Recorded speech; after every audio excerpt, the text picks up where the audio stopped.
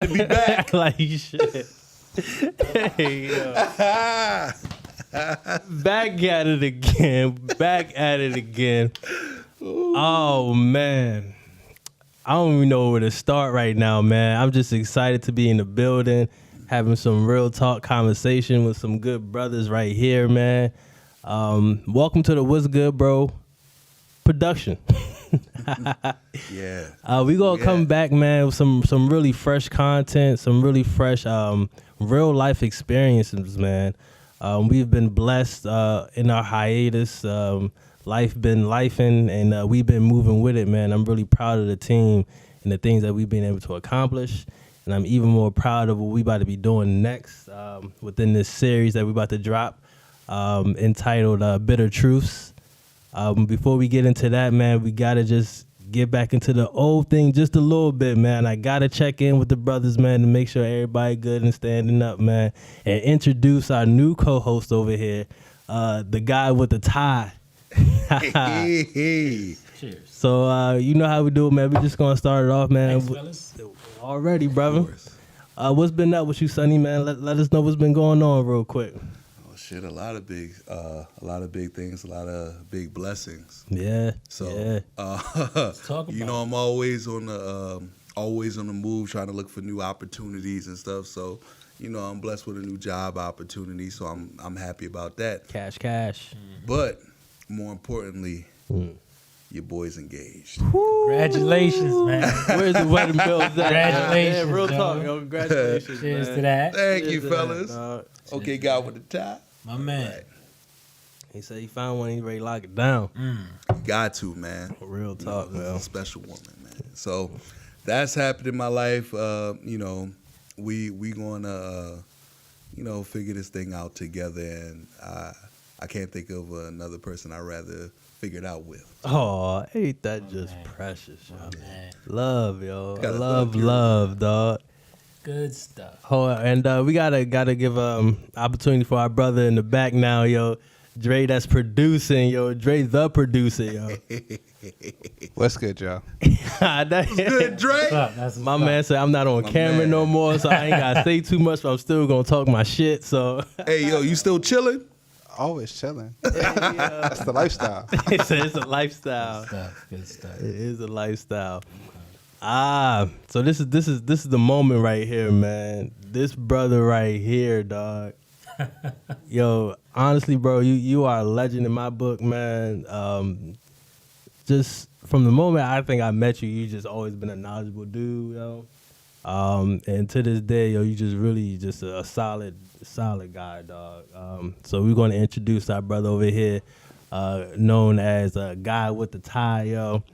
I try to be of service. Yeah. My thing is pretty much like I seen guys that just, talk out their ass, you know what I mean? They just try to pretty much pat themselves on the back, and it's just lip service at the end of the day. And I don't want to be that kind of person. You feel me? I don't want to just be stumbling through life just, on autopilot. So whenever I meet somebody, if I can't learn something from them, I want to teach them something and vice versa. You feel me?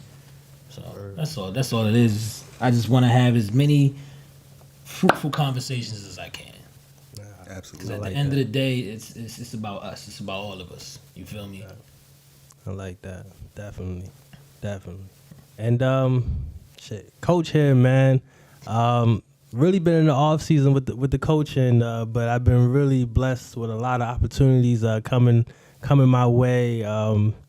I was selected for the Elevation Awards in Baltimore City. Congrats, brother. Thank you, man. Thank you. That's a huge deal out here in the city. It's a good opportunity just to really continue just to push the work that we're doing over here on this end. So really looking forward to that, yo. This summer is gonna be really beautiful, man. Gonna have a basketball tournament popping up. I'll get into everything a little later. I can't spoil everything. But this is gonna be good, man. It's for the culture, for our young brothers, man. Just really trying to build leaders out here, man. That's what we doing. That's what's up. And everything we do, dog. So now we back. We took a little break. We wanted to come back. We wanted to hit y'all with something really different, man.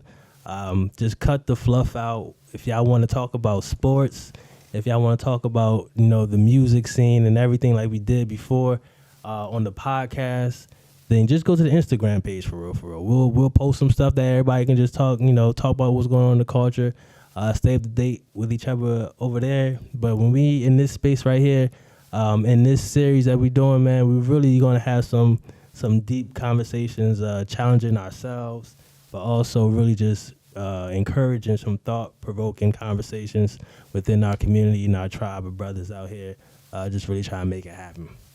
So, with all that being said, what is our title, Bitter Truths? What does that mean, dog?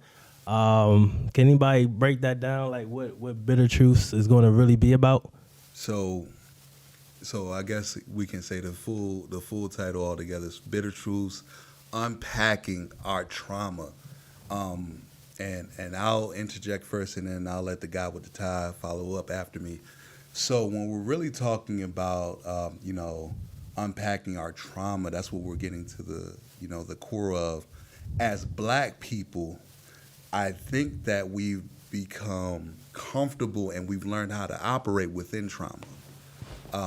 Every day of our lives, we deal with some sort of trauma that we don't acknowledge, that we consider, we don't acknowledge it. We consider our trauma as the norm. It's just getting by. It's just moving forward. It's just the normal things that you have to deal with.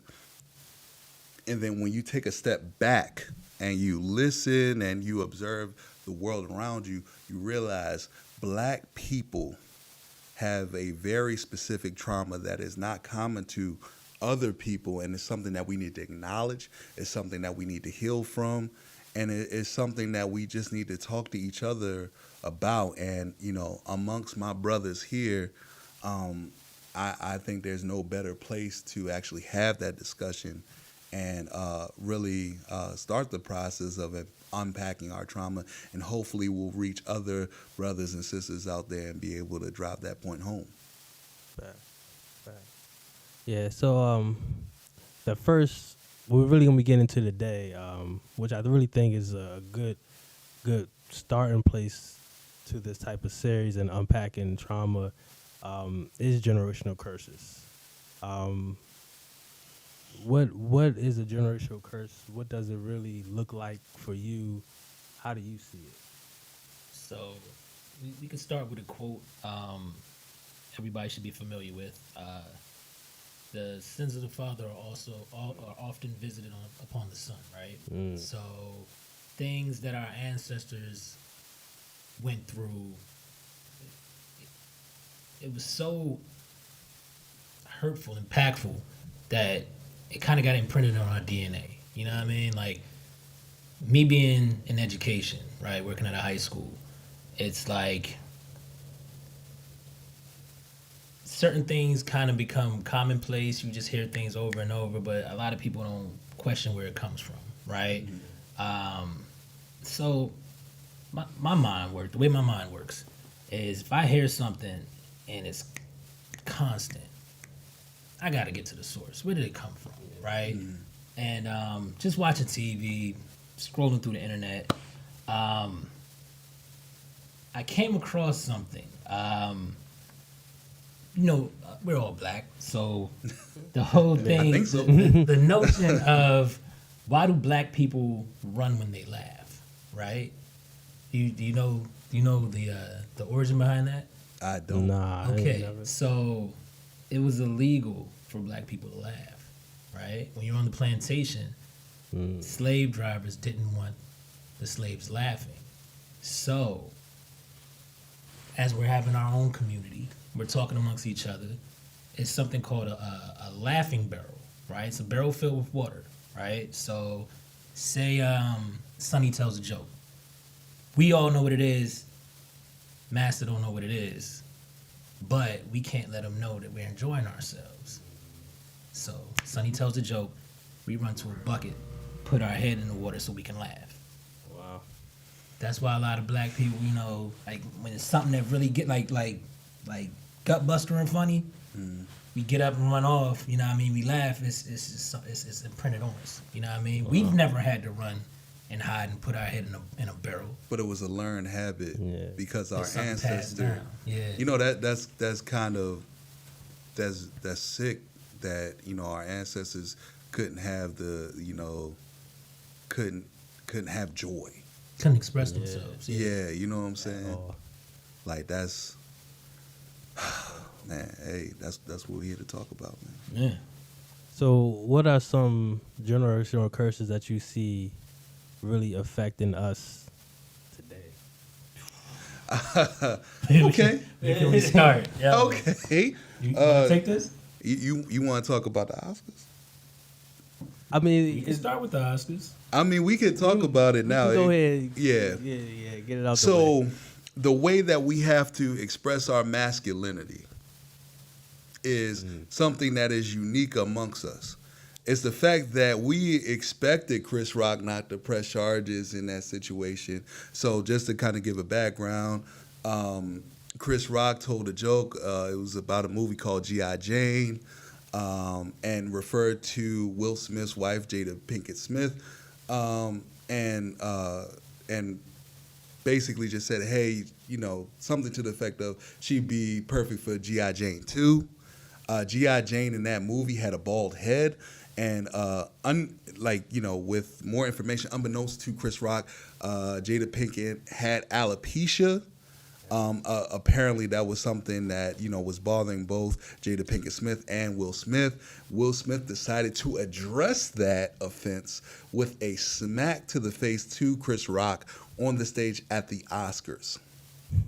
And there's a whole lot around that, but I think in the black community, I think the expectation is that we don't have the control to delegate. We don't have the control or the mind to even discuss with one another when we are when we have an issue, when we have something that needs to be discussed. We were seen on the plantations as as cattle, beasts, subhuman, unable to think and operate as human beings. Was it 3/5 of a man? Mm-hmm. Well, shoot, you could argue that we were less than that during slavery time, and we upgraded to 3/5 to 2/5, 2/3, 1/3. whatever, a percentage. It was a percentage. So we were seen as cattle. Honestly, you could argue that the slave masters and the white people loved their dogs. They loved their horses. They were prized. They loved them more than their slaves. You could argue that. Yeah. But it almost goes to the notion that they thought this way because they thought mentally we were less than, we were not human. And when you're not able to conduct yourself in a certain manner, it almost supports that. So I think that when we're talking about trauma in our communities, we're seen as like, hey, we gotta express our masculinity through violence. We have to, respond. We have to act in this manner through violence, and that's not something that we have to do, but I think it's something that's taught. I think it's something that we've been taught that we're only capable of, and so we've taken that and we've moved forward with it over time. And to add on to that, is a guy that's not well liked in our community, Thomas Sowell, was talking about pretty much that's learned behavior from us. You feel me? Like, that's not something that originated with us. That's something that we picked up from the whites around us at the time. So, yeah, we're going to be talking about slavery a lot. I don't want to just sit there in it because our slavery is unique and everybody's not going to get it. You feel me? Like, so much goes back to it, but the way slavery impacted the planet, it looks different in each continent. You feel me? So, with what you were saying, right? I had a conversation with a friend of mine, and she's traveled from country to country, and even Pastor Jay Cameron, he's doing this Back to Africa movement. Beautiful thing.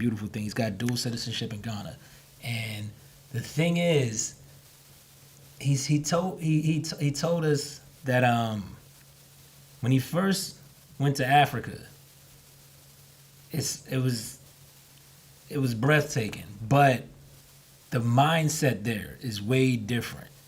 And he didn't truly understand colonization until he went there. He's like, he can't even look at America the same. You feel me? So what we're dealing with is something unique. And what Sonny was hitting on. So basically, the lady I spoke to, she was talking about addressing the root cause, right? So at the heart of it all, black people, we're triggered when we see one another. And we're triggered for several different reasons, right? So it's easy for anybody that's not black to be tribal. You know what I mean? If you're from a certain part of Europe, if you're from a certain part of Asia, you can find your people, right? Find commonality. We don't have that. All we got is, oh, you look like me, right? Oh, you sound like me.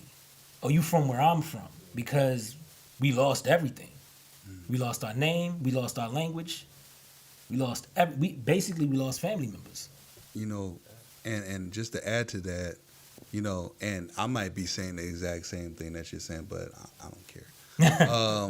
Let's do it. When you meet another black person, you are more likely to prepare for a potential enemy as opposed to a potential friend. And that's what I was getting to. Yeah. So it's several reasons behind that. So for let's address that, right? Willie Lynch laws, right? You keep the body, but you take the mind. How do you do that, right? I was watching Great Debaters, beautiful movie. Shout out to Denzel. Man, Shout out to that whole cast, man. Y'all did a great job, man. Great job. But basically, he was saying, and there's other people that talk about this, but I'm a light-skinned brother. You know what I mean? You got to set the dark skins against the light skins. Set the old against the young. Make sure they don't trust one another. Set the men against the women, right? And this is where I was originally getting to. When I talked to the young lady, there's some trauma between black men and women that's never been addressed, right? And it's so deep.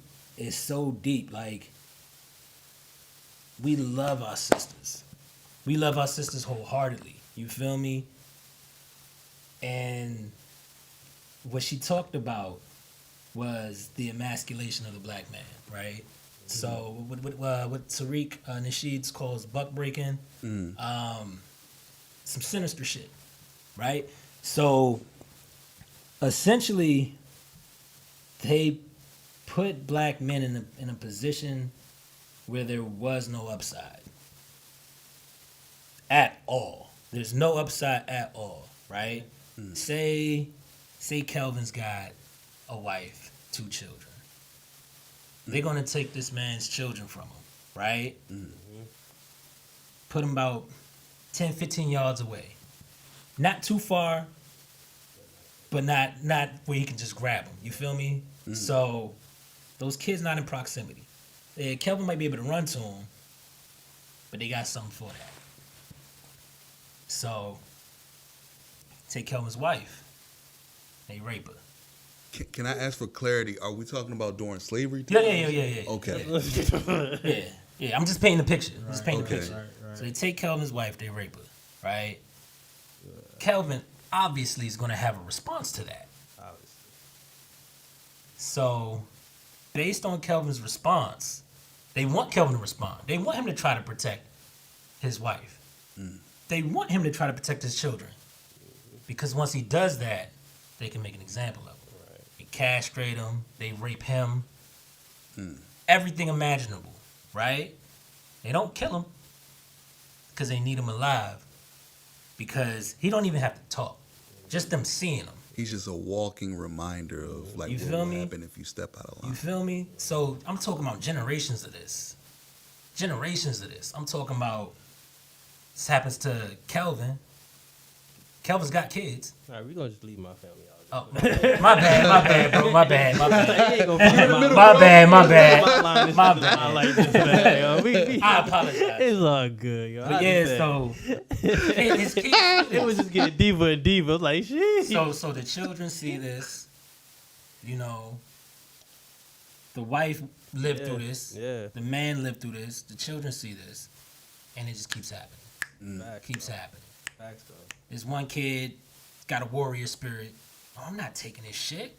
What? Next thing you know, cycle continues. All right, we got to do this again. We got another one that's feeling himself. Yeah. Let's go ahead and put him in his place. So, after generations, what does that tell? What does that tell that group? What does that tell that population? Yeah. The man cannot save you. He cannot protect you, no matter how much he wants. The women know. Oh man, he wants to be my rock, but he can't. He'll die. So I gotta be quiet. I gotta take it. Kids don't know what to do with that. So now, what do you got? You got people starting to learn their place. They moving accordingly because they just trying to survive. Yeah, I definitely will say, like, especially, and you can see that in the modern day when you talk to somebody and their response, like, you know, what you been up to, what you doing, like, yo, just staying low, you know, staying out the way and stuff like that. Mm-hmm. Like, why are we always in the mindset of if we are living our best selves or doing what we really have to do, then we're in the way of something, you know? I think that is something that's just really generational. And not just that. On top of that, say we see something foul happen to one of our brothers.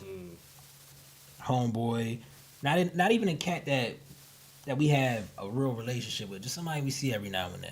See something foul happen to him. Somebody's like, hey, go help him. I don't know that nigga. I don't know that. I don't know that nigga. That goes back to slavery too. We're gonna mix and match these dudes. Yeah. You know what I mean? Because there's only so much that you could see a family member take before you're like, fuck it. Let's go for it. Death's better than this shit. All right, once they get to that point, we got to start mixing and matching these niggas. We can't have these brothers and sisters with each other. You feel me? Yeah. Go ahead and send one of them 2 states over. Let's go ahead and trade. Black Friday. Black Friday auction. Yeah, let's sell the problem ones for cheap. Woo! Yeah. Shit. You feel me? Said Black Friday. Yeah. Hey, yo, GT didn't come to play. Not at all, yo. Come on, Not at all, yo. Yo. Dropping big bombs, man. So it's a lot of stuff that sticks with us, and you know, I think if I could just interject. yes sir. I think a lot of what we see today, we have a lack of empathy for one another because we forgot our causes. We forgot why we're here. Like, I think when you take what you just broke down in consideration, and then you have generations over, we almost forget why we act the way we do and why we move the way we do. Mm-hmm. It just becomes so much a part of our actions. It becomes black culture. Action repeated over and over and over again becomes habit. A habit becomes almost a cultural thing. Like, if we keep doing it.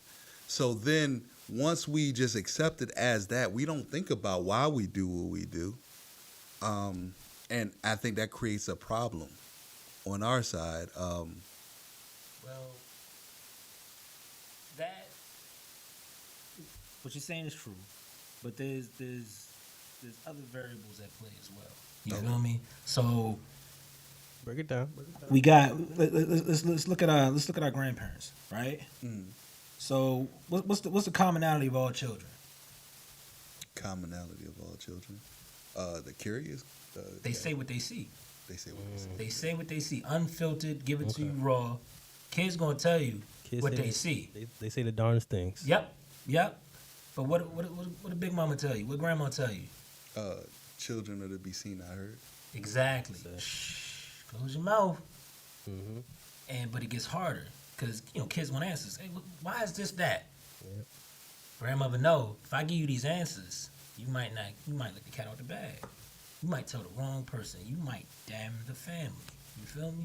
So I can't tell you these secrets. I can't tell you all this. Or they just might not even know too. I think it's a lot of variables of why they withhold information or don't really want the child to. And that's why I was leading to over time, maybe even intentionally. Think about what you just said. Big Mama's not going to tell them, so how they going to pass it to the next generation? Yeah. So if we don't know the causes of these actions which turn into trauma, like why do we do this? Why does my mother, why does my father act like this towards me? Why do they talk to me like this? Why, when I move through the world, why do my brothers and sisters interact with me this way? And we don't have the answers in our brain, and we were never told that. It's because at some point somebody thought it would be a good idea to not tell us. Yeah. If they don't know, it won't hurt them. What they don't know won't hurt them. That was That's bullshit. fucking us up. Because we need to know. Yeah. Everybody needs to know. So you can act accordingly. You feel me? You can navigate better. Knowledge is power. And all conquered civilizations, what do? They get rid of their books. Black trauma is worse than any horror movie. And that's the reality of it. And then when you dealing with children with innocent eyes, you don't want them to see horror movies. You know, and I think that's almost the mindset, but at some point when you get to of age, you can't be afraid to show them the truth. And I think when we don't do that, like, you know, we forget our history, we forget what happened to us. If we understood that aspect, if we understood the cause of the disease, then maybe we could find a cure. I think that's kind of like where I'm standing. Let me ask a question, because I'm curious and kind of get a gauge on how y'all feel about who is more responsible of the healing from our trauma, whether it be ourselves or our parents, our grandparents. Like, who do you think we should go to, or who's really responsible of this healing that we really need to go through? So me and Sonny had this conversation a couple years ago. I'm gonna go back to it. We did, yo. I think it's gonna start with 3 consecutive selfless generations. Yeah. So if it's starting with us, That's one if of it's my starting with favorite us, if it's combos. starting with millennials, we can't think about our children. We We're- can't think about our grandchildren. We gotta think about our great grands. We have to have the full expectation that we will not see this shit. Because I got most of my OGs is boomers, baby boomers, right? And union president of my job said the one thing he regrets his generation doing is giving their kids everything they didn't have indiscriminately, whether they earned it or not. Yeah. He said it did them no service. And I agree with that as a whole for us. We don't need a handout. We need to be able to enjoy the fruits of our labors without consequence, without conflict, without any interruption. You feel me? Yeah. And we haven't. We've been given nothing. We've been shown the rules, and we built stuff. And because of that, that's created jealousy and envy. So everybody knows about the Tulsa massacre now. Well, maybe not everybody, but a lot of people know about the Tulsa massacre now. Tulsa's just one of them. Right. You got Rosewood, Florida. You got Central Park in New York. Yeah, that was a black community. Yeah. That white people were like, hey, how them niggas get that? Hey, we all went to Frostburg State University. Yeah. I mean, That was Brownsville. There's so many lakes. Yeah. There's so many parks that's Yeah. built on black communities. That's real. It's very real. And it's weird. It's weird because I had a conversation with the gentleman, one of my wife's homegirls. She was dating this guy, and I think he's from Chicago.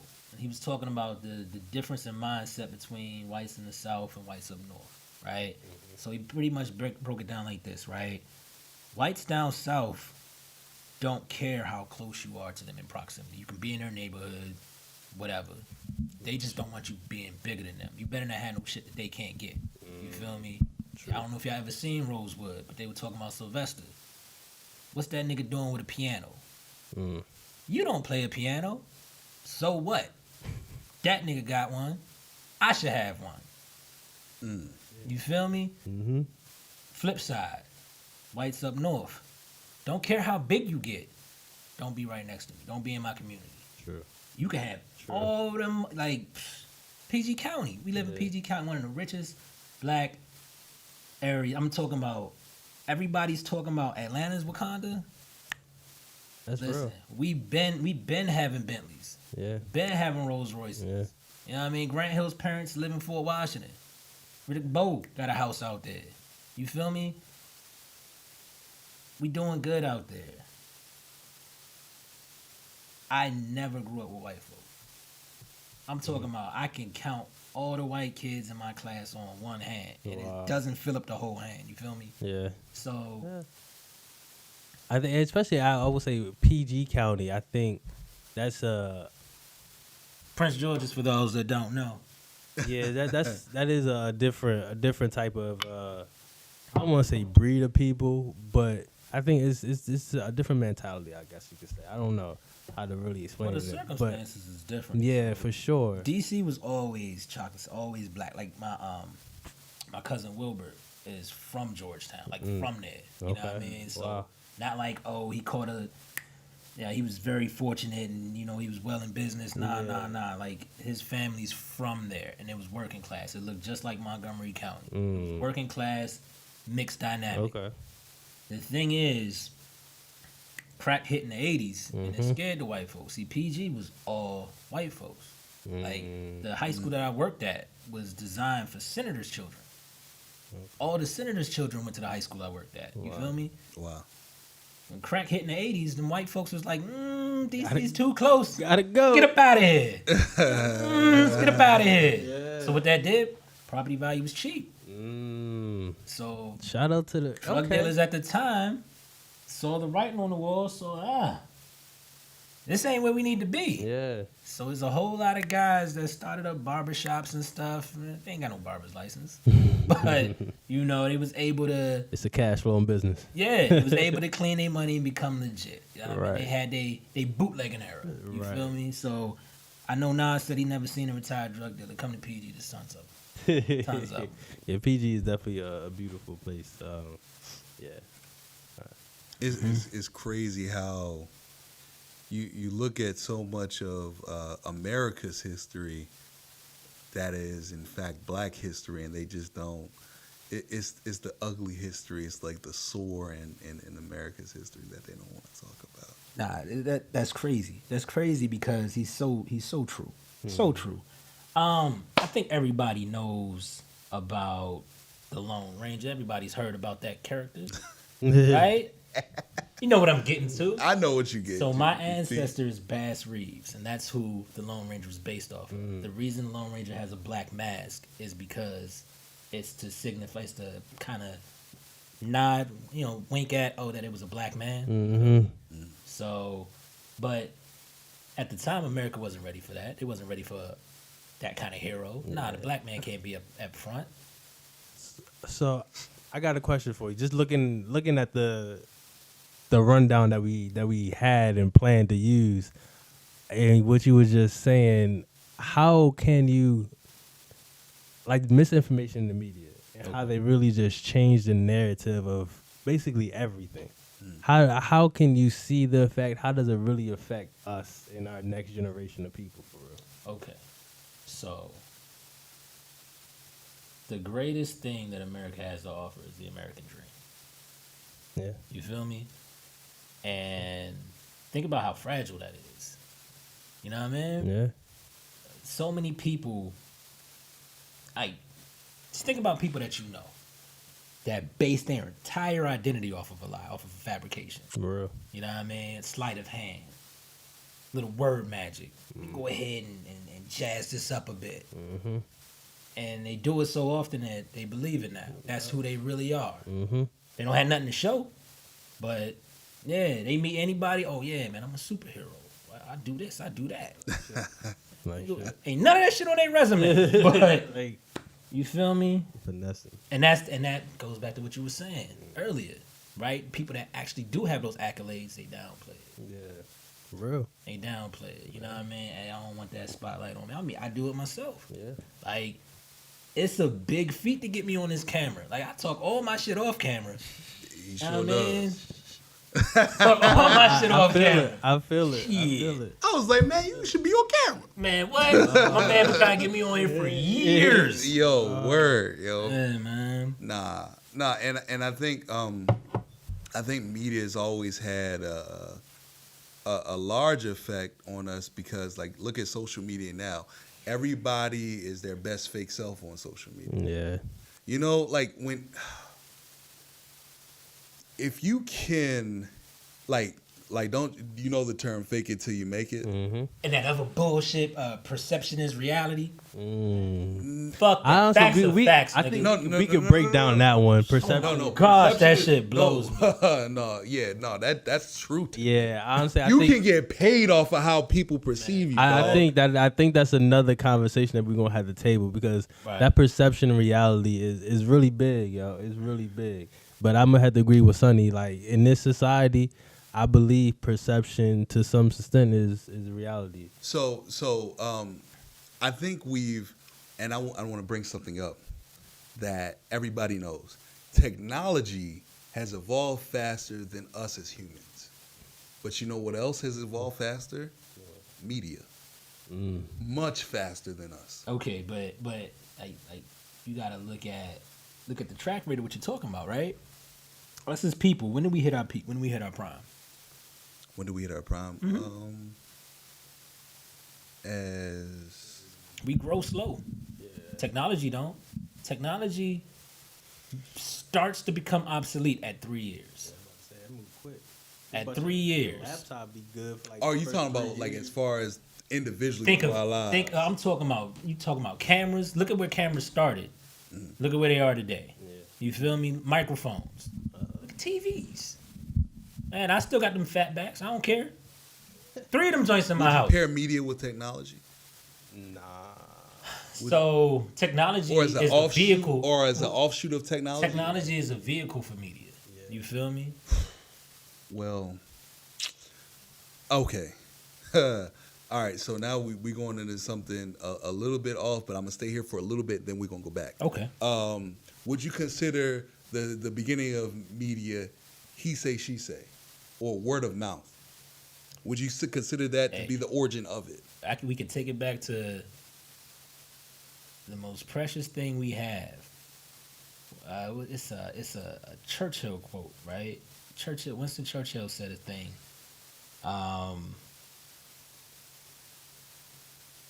The least worst thing that human beings have created is democracy. Least worst thing that we've created is democracy. So why is it on the list with one of the worst things? Like it's the least worst, but what does that really mean? Honestly, because we had to think on it for a minute. So what does that even really mean? So basically, the will of the people. Give the people what they want, right? People don't know what they want. Well, once can change with the moment. You know what I'm saying? Right, yeah, it's all based off of feeling. It's all based off of feeling. But if you can invoke emotion, you can provoke a reaction. You can get people to move and act on that. You see that all the time with people's voting habits. People don't research whatever candidate's on the ballot. You feel me? They'll listen to promos. They'll listen to people's pitch. How somebody sells themselves that spin, you feel me? But they're not looking at their policy. They're not looking at who that person really is. They're not looking at their track record, what they've accomplished. They're not worried about that. Yeah. How's that? The fact that we use a popularity contest to select our president is asinine. Will people buy in to personalities, not really accomplishments? Like even in an interview, what do they ask? Like, okay, we want somebody who can be a part of the culture. We want somebody who can basically fit in with us. Like, what you can do is good, But if you can't fit our culture, we don't want you here. In almost every aspect of life, there's something tribal. Like it's not just black people. That's Right. Yeah. that's Right. amongst everybody. There's something tribal about like, okay, are you going to rock with us? Or are you going to push against what we're trying to do over here? Or are you going to be an outcast? Are you going to be a rebel? Are you going to be this? So your intention can be good, but if you're against the vast majority of people in the period of time, like, so when we talk about our civil rights leaders, they were not popular at the time that they were doing the shit. In hindsight, they're great people. They're awesome Americans. But at the time, they had the lowest approval rating in America. You know what I'm saying? Whilst they were in the midst of the shit. That's because they were challenging the status quo. People were afraid to change. Exactly. You feel me? But at the core of it all, do you want somebody charismatic that's incompetent? Or do you want somebody that knows their shit and is a bit of an asshole? Because the asshole can get the job done effectively, efficiently.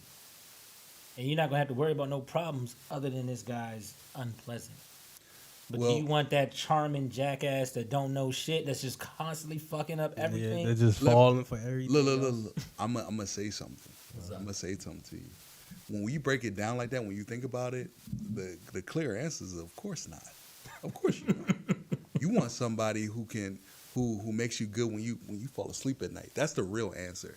You want somebody who makes you feel good about what you're doing. Like, fuck what you can do as far as your production.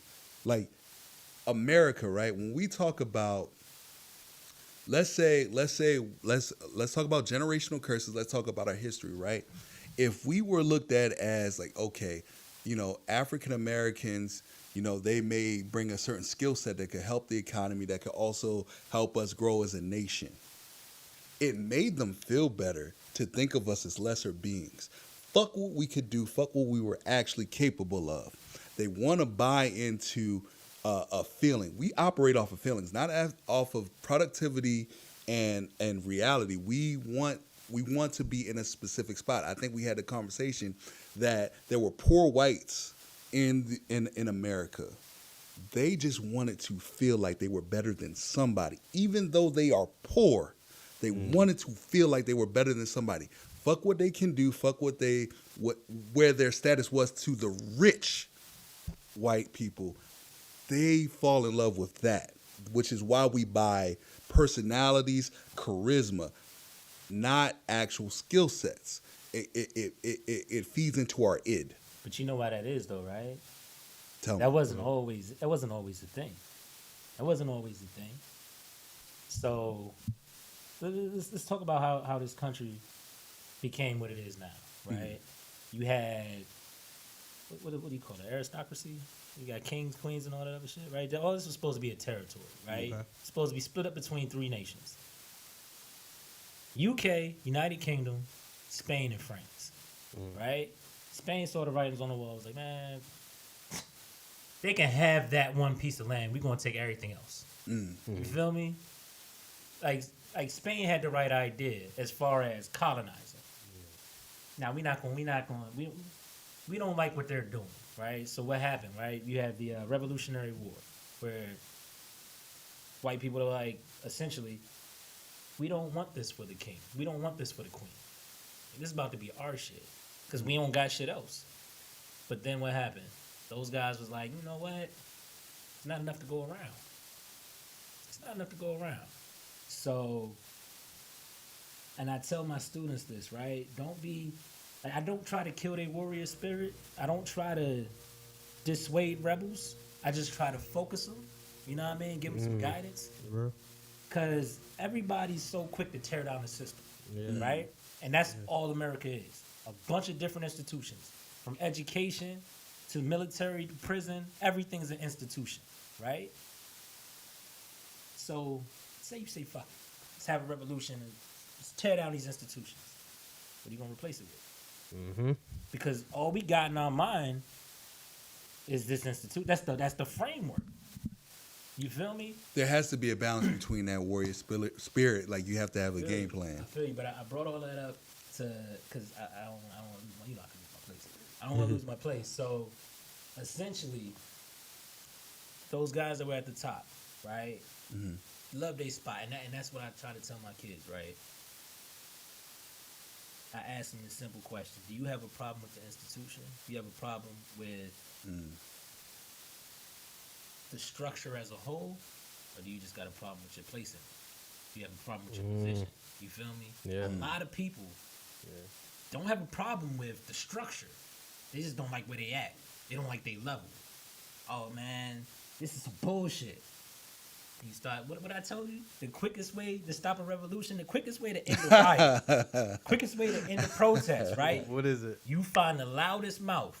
That dude that rowdy mouth. Yeah. What? Like, fuck dude the institution. Yeah, that Yeah. guy, the ringleader. Yeah. Put some money in his pocket. A Mm. whole lot of money in his pocket. Yeah. And he's gonna be quiet. Yeah. Quiet real quick. Yep. Yeah. Hey, maybe they ain't so bad. Yeah. Yeah. I mean, I definitely can see that. You can definitely see the system in different ways based off your position that you're in. Do you think? I have a question for y'all. Do you think? Do you think maybe a riot turned into a march off of that deal? Like, You feel me? like, but- okay, we gonna fuck this, we gonna fuck their building up where they stay at, and then it was just like they got paid some money. As long as he break off So his here's- people. So here's what I think. Me being a thinking man. So I know it didn't start based on the color of people's skin, right? It just they needed bodies to do the work, and the motherfuckers that was up top wasn't about to do the work, trying to get whoever they could to do the work, right? So what happens when you got, if you up top, right? You at the top of the tower. Everybody at the bottom living in shit. And they just see you up top. They gonna band together, man. Fuck them. Well, you need a rally cry. You need a You don't even need it. You just need enough disgruntled motherfuckers that's like, nah, we not going for it. Well, here's the How do you stop that? Well, here's the thing. Well, that's why I said what I said, right? Right. So, and that goes back to what I said before. If you could say like, hey, I'm rich and you're poor, but we're both white. We're both white. You're better than them. We're better. We're together. You know why they did that though? Because without that, there's too many poor. It's too many poor. We gotta divide them. We gotta keep them at each other's throats. Because while they're at each other's throat, they're not focused on us. They're not focused on us. So yeah, I'll go ahead and throw you a carrot. I'll go ahead and, but it's a moldy piece of carrot. Not gonna give you no fresh ass carrot. It's not Nigga, gonna what? last long. Shit. You ever had a purple carrot? That shit is delicious. They wasn't giving them motherfuckers no purple carrots. You feel me? You gonna get this ugly ass fucking root vegetable. Yeah. Yeah. But I like you. And just remember, I like you. I got a question. So, in what ways can we prevent the generational curses or the trauma from being really passed down to the next generation? I know we kind of touched on it, but Let me start off general, and I'll let you get deeper into it. Okay. Because I think you know how to get deeper into it. So I think we got to be open to pause. I think we gotta we gotta communicate with each other. We gotta be willing to build relationships that previously we weren't willing to build before. okay. I think that's a starting point. We gotta start having the conversations with each other, starting with platforms like this.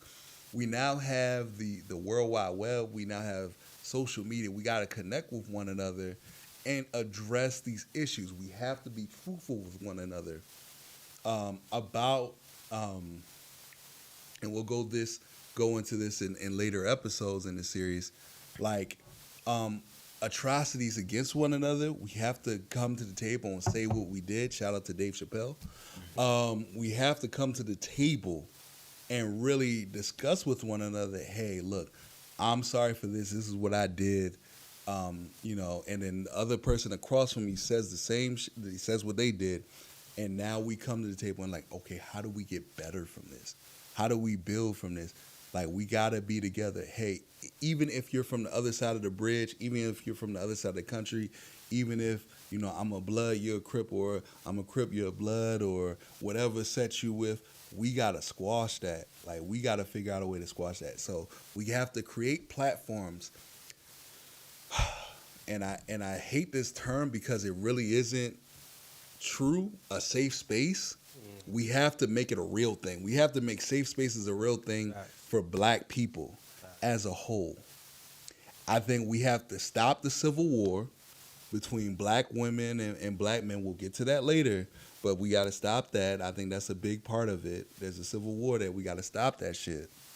We got to stop the civil war between the African descendants of slaves and immigrants that came over from Africa. We got to stop that war. We have to stop a lot of this. Yeah. A lot of these things need to be quelled, and we need to come to a table, and we need to be all on the same side. That's the reality of it. There's a lot of fires that we need to put out first before we can build. We have to make peace. That's real. I concur wholeheartedly. I believe all of that can be achieved starting with a conversation. A conversation. I'm talking about a truly honest conversation. I'm talking about let's have it all out. Yeah, I think what we probably lack at the most with just having a conversation is also just being willing to be vulnerable in that conversation and being honest of, whatever that conversation might be as well. So, and I hear everything Sonny said as far as, the cliche safe space, but we really need that. We really need an avenue for people to really get what's on their chest off. You feel me? And we'll talk about who's right, who's wrong later, but just get the shit off. Get the shit off. Holding it is not doing you no good. That's just decaying us from the inside out. You feel me? And that's the only thing that can defeat ignorance is the truth. So just focus on the facts, present them, figure out what to do with them later. But I think, and the truth, like I said, the truth is worse than any horror film we've ever seen, and that's something that we have to come to grips with. The truth will bring out emotions. As Black men, the norm is to be emotionless, even amongst our most privileged. It is taught to not be very, men, period, right? So let's talk about men as a whole, right? Men are told not to show emotion.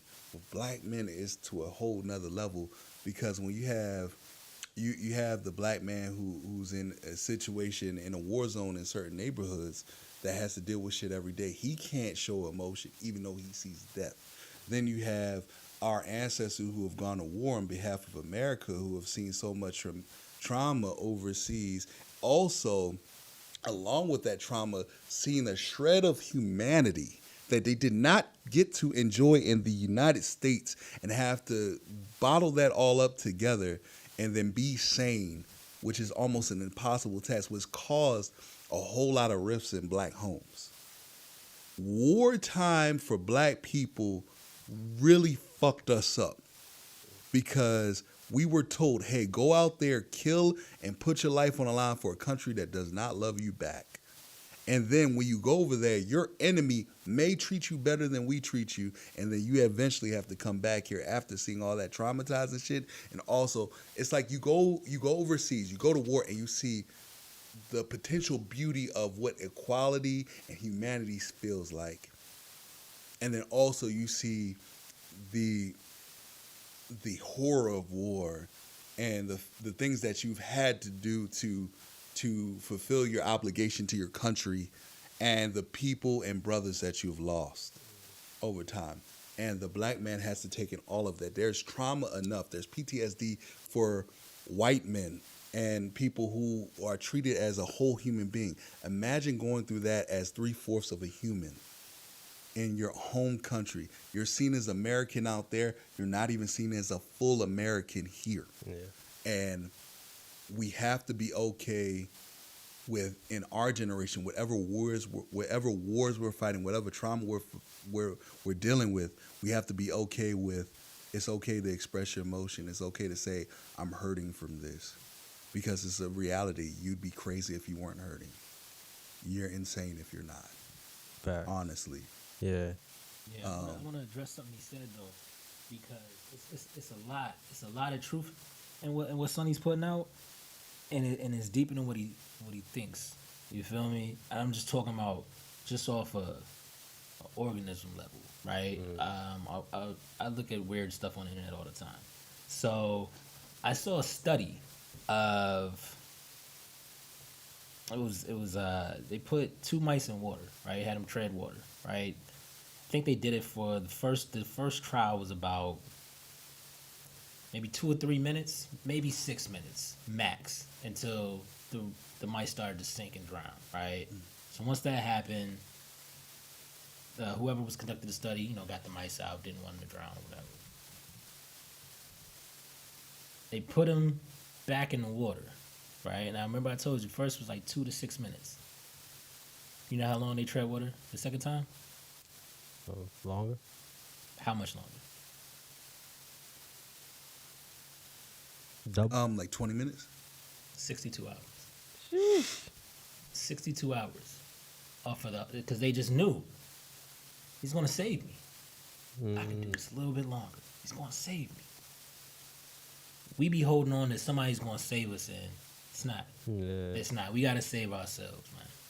We gotta save ourselves. We gotta and that's one thing I agree with Thomas Sowell about. We don't need welfare. Welfare is fucking us up. We don't need that shit. Give us our education system. Give us the right to claim the minds of our children and build our families without interference. Take this target off our backs. Just leave us alone, man. We're not trying to break shit up. Just let us take care of our homes and our people. Let us see how far we can go. Cause once our community's strong, the nation will be strong. Let me ask you this, just to kind of pick at what you're saying a little bit. So what do you feel like welfare is really doing to our community? So one thing I loved about the university we went to, the PWI we went to, right? Once there's enough other people in the room, you get to hear their truth. You know what I mean? If it's a room full of us and there's like 1 or 2 outsiders, you're not gonna really hear what's on their mind. Right. But we used to navigate in that space. We used to being the token or whatever. So we really hear what they really got to say, right? So I was listening to Joe Rogan podcast, JRE, right? Shout out to him. Okay. He was having a conversation, and basically they were talking about pretty much the welfare state that we're in right now was supposed to be temporary, right? It was a way for the government at the time to acknowledge, hey, we kind of fucked up. You feel me? We fucked up. Let's go ahead and let's give them a bone. You know what I mean? Let's go ahead and help them along a little bit. Because in their mind, there's no way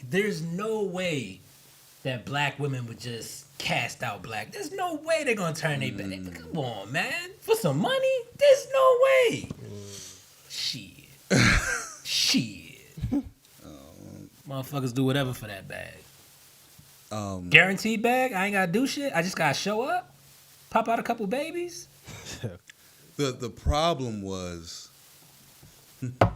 it's almost like there was a solution created by accident. There's almost a solution created by accident. It was crazy because you said it wasn't intentional, right? So the thing about that time period was when that first came out, black men really weren't like in mass, right? Weren't really bringing up making enough money to compete with the amount that was brought in from welfare.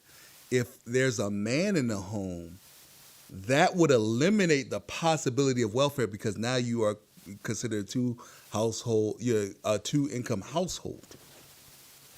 And if the man is not bringing in enough money to compete with what the government's bringing in, why the hell would you have him stay in your home to take care of the babies? I'm gonna keep it all the way funky. But we was in Frostburg. Right before I got up out of there, I was working at a group home, right? And a mixture of DJS kids, Department of Juvenile Services, and DSS kids, Department of Social Services, right? Mm-hmm. Juveniles, those, the juveniles, shitty situation. They just trying to deal with the hand that was given them, right? But it's a second shot for them. It's a way for them to get back into society. So the ones that were mature enough took full advantage, right? And even the ones that weren't mature enough, they realized what it was. Where they're at now is better than where they were, and I can get home. Whereas the DSS kids, it's pretty much abandoned. They knew what it was, so it was like, fuck it. I say that to say this, right? We had a kid that was handicapped, disabled, right? Now, I will say he wasn't where he needed to be developmental, right? But they had this kid in diapers. You feel me? Like, this boy literally was potty trained, but they put him back in diapers. Yeah. You feel me? That's gonna set back his head. And that's one thing I know about kids. I worked at alternative school. They gonna go for the easy route. Yeah. You know what I mean? It's anybody. Fact. Why do all of that work when I can easily take this shortcut and get the same result? Or, yeah, it might not be as rewarding, but it's way less effort. I'm comfortable with this. You think I'm a baby, so I might as well just be the baby. Be the baby. You feel me? So it's like, we don't need a crutch. You feel me? And I understand it's not going to be popular in our community. You know what I mean? Yeah. What we really need is get that fucking target off our back, man. Facts. Get that target off our back, man. Like, I saw something else that said, since 2016, racism has cost the United States $16 trillion. Crazy. Yo, that's 6 years. Racism has cost the United States. It might be 2012. Since 2012, racism has cost. It's one or the other. It's 2016 12 trillion or 2012 16 trillion. I think it's 2016 12 trillion. That's Racism, redlining, every way that they fuck with us. Yeah. You know what I mean? Has actually cost the nation more money. Like, hate doesn't pay.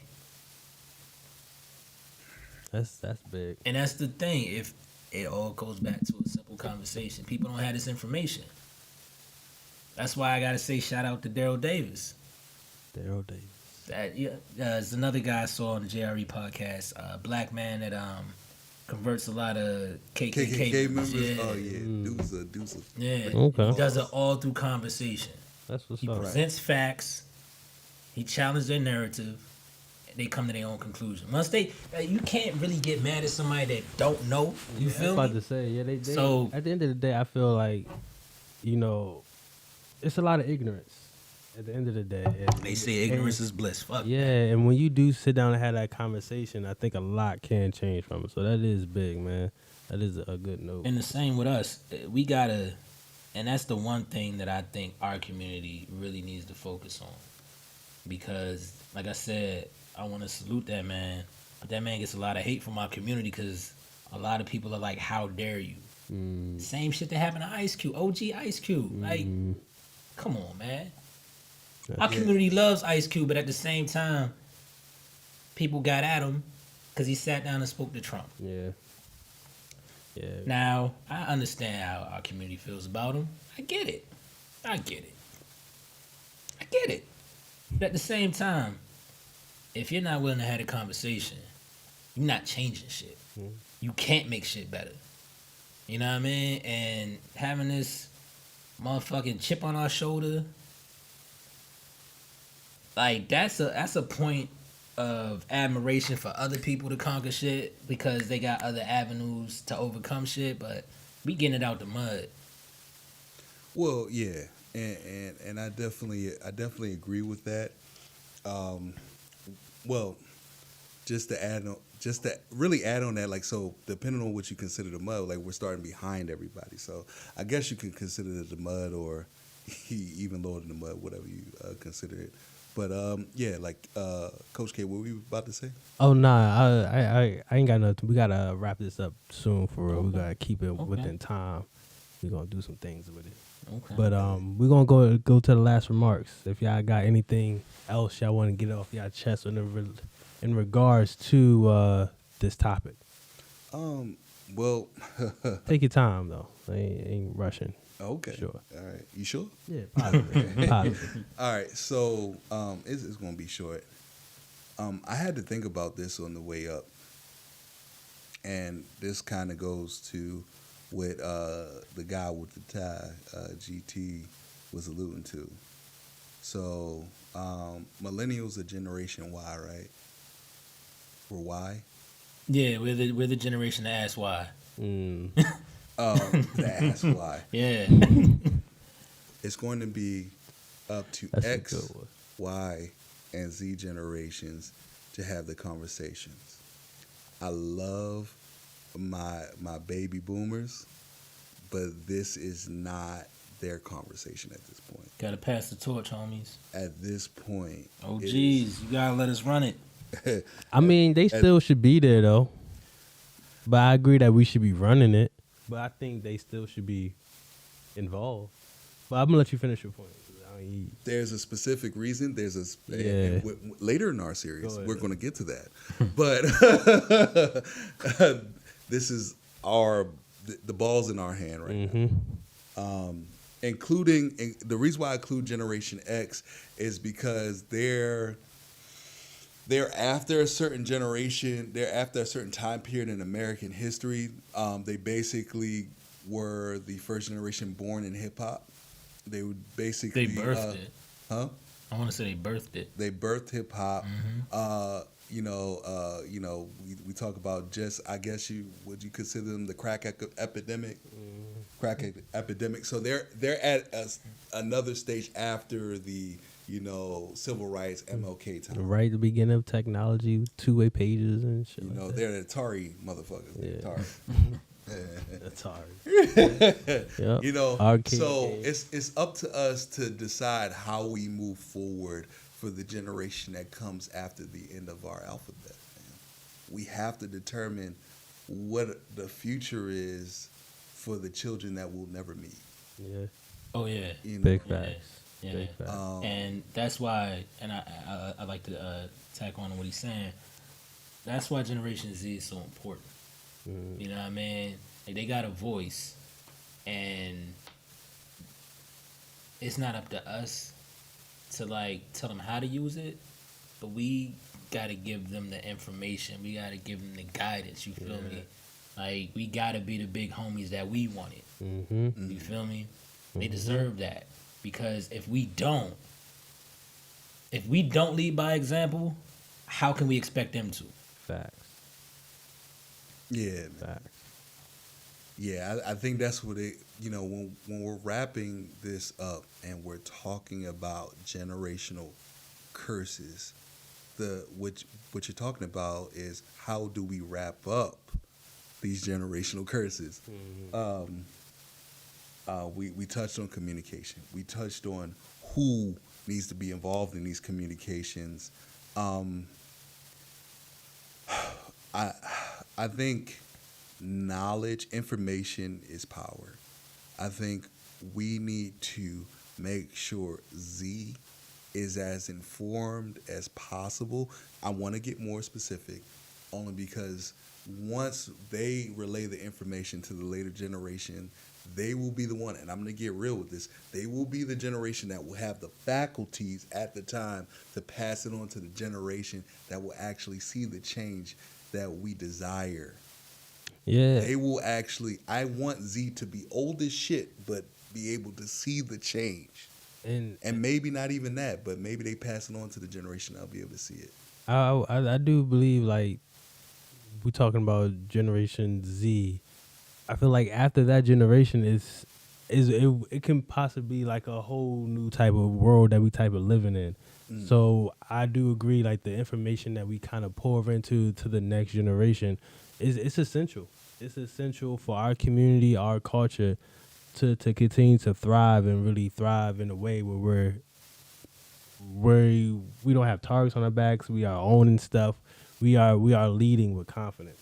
And I agree with y'all. What are y'all saying? Like, it's on us to pour into the next generation. So when it's time for them to pour into the next generation, that we won't really possibly be able to see and be there for, but at the same time, the information that they're learning is something that was passed down correctly from some good big brothers.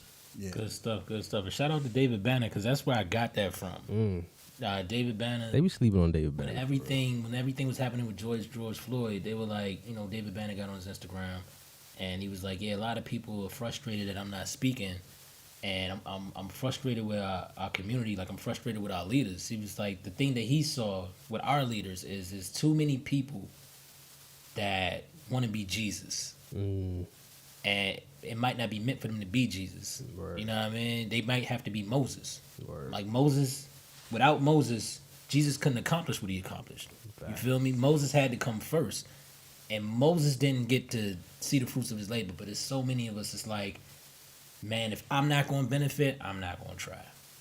It's a waste.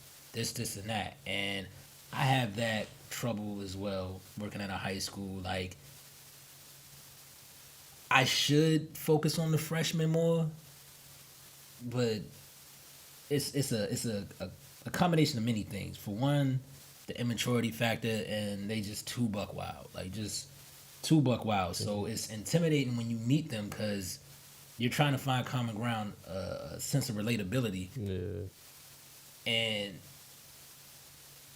it's so simple for them. They just want the introduction. Just say hi. Just acknowledge me. Just notice that I'm in the room. Say what's up.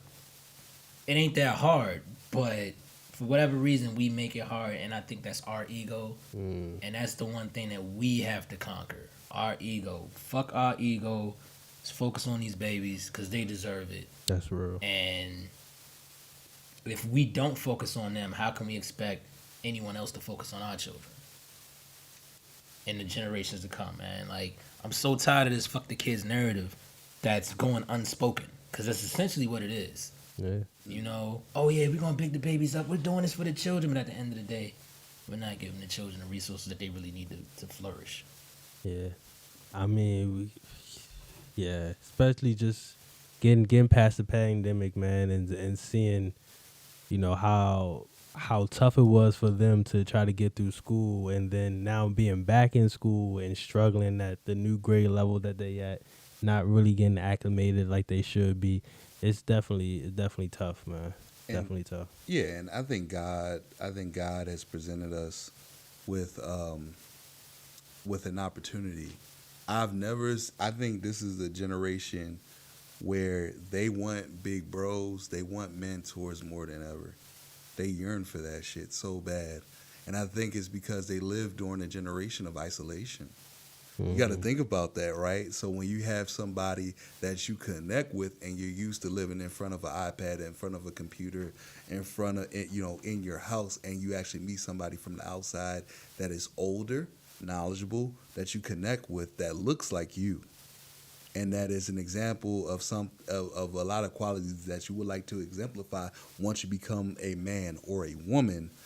I think as a black community, we have to take advantage of that. We need to guide to a certain extent, but not push, not push them away from us, but guide them into saying like, hey, you're the future. You got it. You got next. You got next now, but then when it's your time, you got now. Yeah. And I believe in you. We love you, and we expect great things from you. Make us proud. We need to tell our next generation that. Yeah, we need them to be as successful as they can be. Yeah. We need that. We need them to be champions. And we need to tell them that shit too. I'm about to say it's really about us passing the torch. Yeah, like yo, for real. Yo, and I think that would, I think that would mean the world to the next generation. They need to know that we have confidence in them, and that like, yo, you got it. Y'all the leaders. Y'all got it for real. Yeah. You know, like we see all the shit all the time. The children are our future. We need to stand on that shit. Yeah. We need to stand on it. That's big, man. Yeah. I'm really excited for this this series, man, and really chopping it up and breaking down some of the traumas that we go through, just as men, as black men, and within our culture, man. I think this is big, man. So I definitely appreciate y'all for presenting this and bringing this and for us to do this, dog. This is cool. Let's keep doing the work, man. For sure, Absolutely. man. Generational curses, getting past our trauma. That was really dope, man. A lot of things to marinate on and just to think about. Do a little research for real. Follow us on Instagram. WGB Podcast. It's been a minute since I've been down this road. Yes, sir. Yeah. So Instagram gonna be popping, man. We gonna get back on that game. Like, yo, if y'all want to get all the funny, the cool, the things that's happening in the culture, go to the Instagram page, man. It'll be there. We're going to do our best to stay up to date and in tune with all that stuff that's happening in the world for real. I'm going to say join our Facebook group. Was good, bro. It's still there, man. It's still there. And it's crazy because I will say out of all of our social pages, I think we got the most like followers or whatever they're called on Facebook. Most interactions. Yeah, like our Facebook numbers is pretty solid. We haven't posted on Facebook We haven't posted in nothing. over like maybe a year and a half. Yo, it's But, I hey, mean, thank you. We'll get back to for it. following us. Right. We're gonna reward that with content. at the end of the day, and I meant to say this in the beginning, man, but I just really want to shout out to our day one supporters, man, people that's been riding with us. Shout out to the ones that's new to the game, and we appreciate y'all being here, man. We really got some dope stuff as always that we looking to do and are doing. So we appreciate y'all riding with us. I want to give a shout out to our other brothers, Jay, holding it down, Tweezy Chain, DJ Karan, the other light skinned brother. Honestly, man, this platform is growing so big, man. It's doing a lot of good things. So I'm just excited to see all our brothers out here moving and doing their best to win, man. Gotta get that guy a name. Honestly, he about to be real involved, so it's only a matter of time till he get a official name for real. But yeah, man. So that's that. I don't have nothing else in my conclusion at the moment. But I would definitely keep y'all posted on the awesome work that we're doing out here in this city and everything else within this platform. Anything else? One more. I'm sorry. This is gonna be his own little thing. Shout out to this guy GT with these drinks, dog. He gonna have to give out some lessons. To the mixture of things and the choices of beverages. Yeah. He be on his game, man. He know what he doing, yo, and he does it I'm not well. gonna lie to y'all. We've been sipping on something exquisite. Oh, I'm not gonna lie. You know, yeah, something that's shout out to our home frat brother. Something that's fantastic on top of fantastic. You know what I mean? All that. So here's how legit this man is. We got the red cups out. Look at what this man got. You feel me? Yes. Oh yeah. Yeah. But hey, look. GOT. That's what I do. I drink and I know things. That's the guy with the tie. Hey, yo, I drink and I know things. I can't wait for him to have his own segment. That's coming, dog. Good stuff, man. Nah, man. So 2022, man, we back, yo. What's good, bro? Productions, man. We here for a series, and we gonna be dropping some good content and everything else, man. Thank y'all for watching, listening. Follow us on Instagram, YouTube, Facebook, all that other good stuff, man. That's it. Okay.